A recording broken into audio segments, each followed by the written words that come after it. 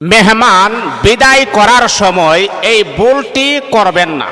মনে রাখতে হবে, আপনার বাড়িতে যদি মেহমান আসে এবং মেহমান যতদিন আপনার বাড়িতে থাকবে, যখন সে বিদায় হয়ে যাবে, বিদায় করার সময় এই ভুলটা যদি আপনি করেন, তাহলে একটা কথা আছে যে আমরা নিজের পায়ে নিজে আমরা কুড়াল মারলাম। মনে রাখতে হবে, মেহমানের সাথে সুন্দর ব্যবহার করতে হবে, মেহমানের সাথে সুন্দর আচরণ করতে হবে, কারণ মেহমান যে ঘরে আসে সেই ঘরে আল্লাহ পাকের রহমত অবধারিত হয়। এই আল্লাহ পাক রব্বুল আলামিনের বান্দা বান্দী, আপনি জানেন না, আল্লাহ পাক রব্বুল আলামিনের একজন পেয়ারা নবী, তিনি হচ্ছেন ইব্রাহিম খলিল। আল্লাহ পাক রব্বুল আলামিন ইব্রাহিম খলিলের এতটা তবিয়ত ছিলেন আপনি জানেননি। ইব্রাহিম খলিল একজন সবুরকারী নবী ছিলেন, ধৈর্যশীল নবী ছিলেন। আল্লাহ পাক রব্বুল আলামিন ইব্রাহিম নবীকে আমার আল্লাহ সম্পদশালী করেছিলেন, কিন্তু ইব্রাহিম নবী তার একটা তবিয়ত হলো এমন, তিনি মেহমান ছাড়া কখনো তিনি খাবার মুখে দিতেন না। হঠাৎ করে একদিন যখন জোহরের সময় হয়ে গেল, খাবারের সময় যখন হয়ে গেল, মেহমান পাচ্ছেন না, ঘর থেকে যখন বের হয়েছে কোনো মুসাফিরও পাওয়া যাচ্ছে না, হারে উনি খাবারও খাইতেছেন না। কারণ ইব্রাহিম নবী মেহমান ছাড়া এক ওয়াক্ত খাবারও তিনি মুখে দিতেন না। উনার একটা তবিয়ত হচ্ছে এমন যে মেহমান ছাড়া উনি খাবার খেতেন না। জোহরের সময় হয়ে গেছে, খাবারের সময় হয়ে গেছে, উনি রাস্তায় দাঁড়িয়ে আছে, কোনো মুসাফিরও পাচ্ছেন না।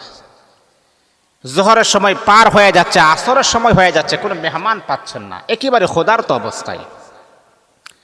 আপনি যদি মনে করেন সকালবেলা নাস্তা খান, জোহরের সময় যদি সময় মতো বাদ যদি না খান, দেখবেন আপনার মাথা ঘুরাবে না, শরীরটা ক্লান্তি, দুর্বল, কিছু ভালো লাগবে না, কথা বললেও ভালো লাগবে না। রমজানে রোজা রাখার পরে যদি কেউ বেশি কথা বলে, এটাও ভালো লাগে না, শুনতেও ভালো লাগে না। তো পয়গম্বর ইব্রাহিম খলিল জোহরের সময় পার হয়ে যাচ্ছে, কোনো মেহমান নাই, আসরের সময় হবে বাপ, এমন একটা সময় আল্লাহ পাক তো দেখতেছেন। আল্লাহ তো নিজেই কোরআনে বলেছেন, আল্লাহু মাআকুম আইনামা কুনতুম, হে বান্দা তুমি যেখানেই থাকো না কেন, আমি আল্লাহ কিন্তু সর্ব অবস্থায় তোমার সাথে আছি এবং তোমাকে দেখতেছি। আল্লাহু বিমা তা'মালুনা বাসীর, সচক্ষে আমি আল্লাহ তোমাকে দেখি। পয়গম্বর ইব্রাহিম খলিল একেবারে ক্লান্ত হয়ে গেছে, কিন্তু ওনার তবিয়ত হলো না, মেহমান ছাড়া আমি খাবো না, যদি আমার খাবার না খেতে হয় তাতেও কোনো সমস্যা নাই, কিন্তু মেহমান ছাড়া আমি খাবার মুখে দিব না। আল্লাহ পাক রব্বুল আলামিন দুইজন ফেরেশতাকে পাঠালেন, জিবরাইল মিকাইলকে আমার আল্লাহ পাক মানুষের সুরত ধরে পাঠালেন।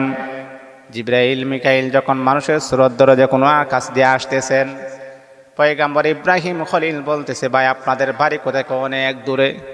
তাহলে তো মনে হয় আপনারা মুসাফির। হ্যাঁ আমরা মুসাফির। আসলেই তো তারা মুসাফির, আসলেই তো তাদের বাড়ি অনেক দূরে, এমন দূরে পৃথিবীর কোনো মানুষের বাড়ি নয়, আসমান থেকে তারা আসছেন, তাদের বাড়ি তো অনেক দূরে, তারা তো মুসাফির।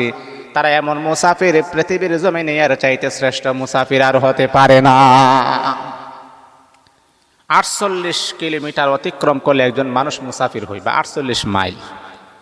তারা তো 48 মাইল, 48 কোটি মাইল তারা অতিক্রম করে আসছে, তাদের মতো মুসাফির পৃথিবী তারা আছে? আমরা মুসাফির। তাহলে আসো, সাথে আসো। পয়গম্বর ইব্রাহিম আলাইহিস সালাতু ওয়াস সালাম তাদেরকে ঘরে নিলেন। নেওয়ার পরে তাদের কথা হচ্ছে, ইব্রাহিম নবী যখন খাবার মুখে দিবে, তখন আমরা বলবো যে আমরা কোনো মুসাফির না, আমরা হচ্ছে ফেরেশতা। আপনাকে খাবার খাওয়ানোর জন্য আল্লাহ আমাদেরকে আপনার ঘরের ভিতরে পাঠিয়ে দিয়েছেন। তাহলে মেহমানকে সম্মান করলে আল্লাহ সম্মান করেন। মেহমান বিদায় করার সময় এবং আসার সময় ভুলটা কখনো করবে না। কেমন ভুল? মেহমান যখন আপনার বাড়িতে আসে, তখন মেহমান কিন্তু রিজিক নিয়ে আসে। এই বাবা, কথাগুলো শোনেন। মেহমান যখন আপনার বাড়িতে আসে, তখন কি করে? সে তার রিজিক নিয়ে আসে। মেহমান যদি আসে, কখনো মুখটাকে মলিন করবেন না, কালো করবেন না। আল্লাহ যাকে পছন্দ করেন, ভালোবাসেন, তার বাড়িতে মেহমান পাঠান। মেহমান আসা মানে আল্লাহ আপনার ঘরের ভিতরে রহমত নাজিল করবেন। আরেকটা বিষয় হলো, কয়েকদিন মেহমান থাকার পরে যখন আবার চলে যায়, মনে রাখতে হবে হাদিসের কথা, আল্লাহ তাআলা এই মেহমান চলে যাওয়াটা আপনার বাড়ির গুনাহগুলোকে একেবারে পরিষ্কার করে মেহমান নিয়ে যায়।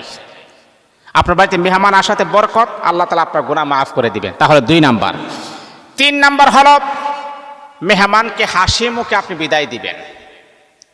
কেমন বিদায়? মেহমান হাসি মুখে, মেহমানকে দরজার মুখ পর্যন্ত তার জন্য আপনি দাঁড়িয়ে থাকবেন, দরজার মুখ পর্যন্ত দাঁড়িয়ে থেকে তাকে আপনার বিদায় দিবেন।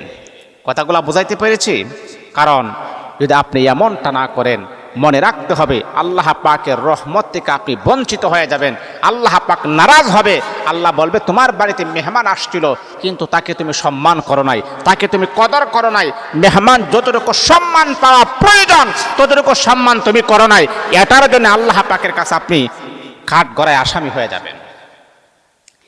এ বন্ধু আমার শোনো, যদি আপনি মেহমানকে সম্মান করেন তাহলে ইব্রাহিম আলাইহিস সালাতু ওয়াস সালামের সুন্নাতকে সম্মান করা হলো। যদি আপনি মেহমানকে সম্মান করেন তাহলে এই ঘরের ভিতরে আল্লাহ পাক রব্বুল আলামিন বরকত আমার আল্লাহ নাজিল করবেন, রহমত আমার আল্লাহ নাজিল করবেন, অশান্তিগুলোকে আমার আল্লাহ দূর করে দিবেন, প্রশান্তি নাজিল করবেন। বন্ধুরে আমার, মেহমান যদি আসে আপনি কখনো মনটাকে খারাপ করবেন না, মলিন করবেন না, হারে কি খাওয়াবো কি পরাবো এরকম টেনশন আপনি করবেন না।